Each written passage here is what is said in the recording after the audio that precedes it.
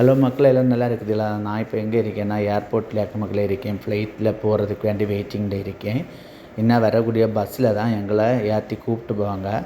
அங்கே நீங்கள் பார்த்த அந்த ஃப்ளைட்டில் தான் நான் ஏற போகிறது, கேட்டிங்களா?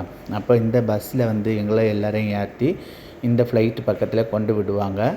அது பக்கத்துலேருந்து நாங்கள் இறங்கி நடந்து ஃப்ளைட்டுக்குள்ளே எப்படியோ ஏறியாச்சு மக்களே. இதுதான் ஃப்ளைட்டுக்கு உள்ளே இருக்கிறது. ஒரு சைடு 2 சீட்டு தான் இருக்கும். இது இந்த வீடியோ எதுக்குன்னா, நிறைய பேர் ஃப்ளைட்டில் ட்ராவல் பண்ணாதவங்க இருப்பீங்க. அப்போ அவங்களுக்கு இந்த வீடியோவை பார்க்கும்போது ஃப்ளைட்டில் ட்ராவல் பண்ண ஒரு ஃபீல் கிடைக்கும் அப்படின்னு நான் நினைக்கிறேன். எனக்கு எப்படியோ விண்டோ சீட்டே கிடச்சிச்சு மக்களே. இதுதான் நிறைய பேர் கேட்பீங்கன்னா, ஃப்ளைட்டுக்குள்ளே ஜன்னல் இருக்குமா நின்றுட்டு கேட்டிருக்காங்க. அப்போ சரி, பார்க்காதவங்களுக்கு இது. இப்போ நம்ம இந்த ஃப்ளைட் பறக்க தொடங்கியாச்சு. டேக் ஆஃப் ஆகிடுச்சு. இப்போ பாருங்கள், கீழே உள்ள வீடெல்லாம் எப்படி தெரியுதுன்னு, குட்டி குட்டியாக தெரியுது பற்றியெல்லாம். அது மட்டும் இல்லை மக்களே, நம்ம வாழ்க்கையில் நமக்கு எல்லாருக்குமே ஃப்ளைட்டில் போகணும் அப்படிங்கிற ஆசை இருக்கும்.